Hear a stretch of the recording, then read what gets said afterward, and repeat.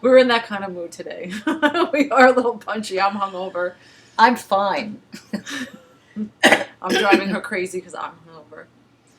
I wanted to ask you, how many vulvas do you think you've seen in your life, Betty? How many? Oh, with all the workshops and the private sessions. Do you know that I was in California one time at a nudist resort? You did all the sandstone. I mean, she was. Well, no, but I was at this resort, and 4 women came over and said, "Would you look at our vulvas, and let us know?" That's a pretty good gig. And let us know if they're normal.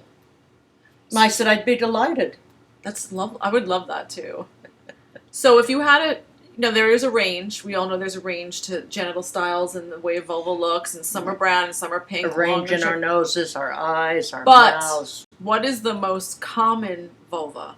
Like the ones we have, with extended inner lips.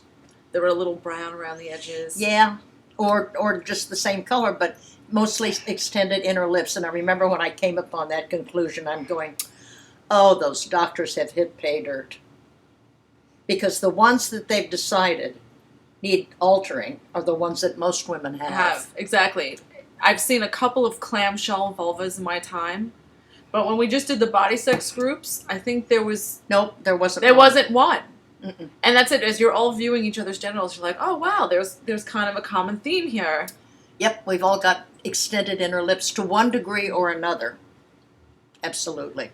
It's crazy. I remember when I was watching television and John Leguizamo, before he was a movie star, was a stand-up comedian, and he was talking about his father taking him to a horror house so he could have sex for the first time, and then he goes running around the stage like this, oh, bat wings, bat wings, bat wings.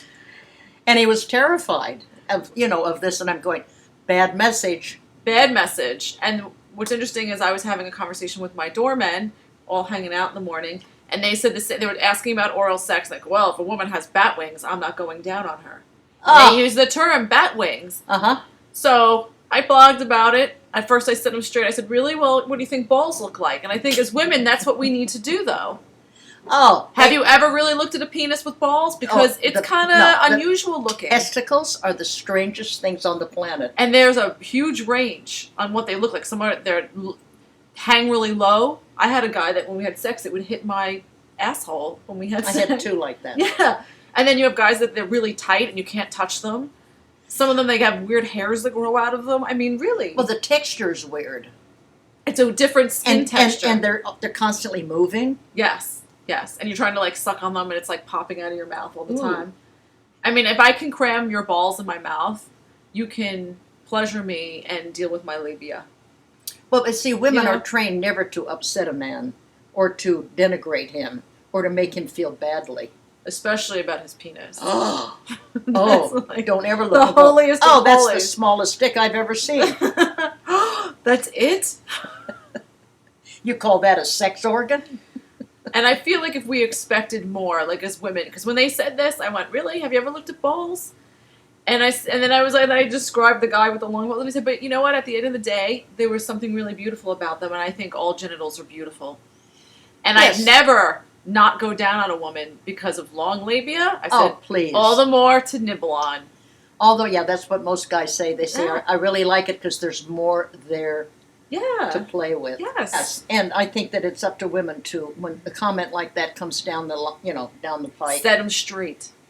Set them straight. If they don't have the courage to do what you did, because that takes guts, girl. Probably, yeah. Come on, an average woman. Have you ever seen balls? No. But the whole idea is that, yes, we can all find funny things about our bodies. Mm-hmm.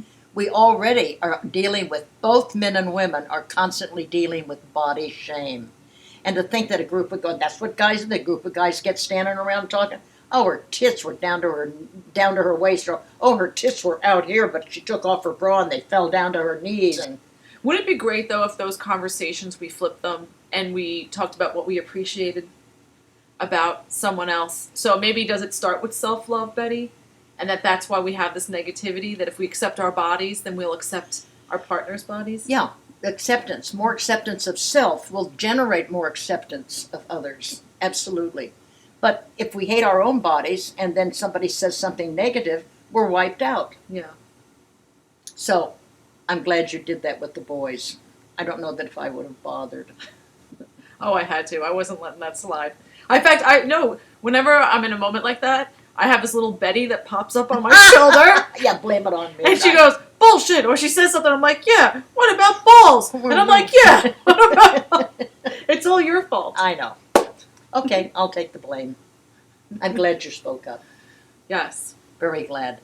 So come on, guys and gals. Don't make fun of anyone. It's like we all have a right to be sexual. We all have a right to have little strange things about our bodies, and we're perfectly normal, average, and that's what everyone wants to know. Am I normal? Yes. How about being extraordinary? Not ordinary, but extraordinary.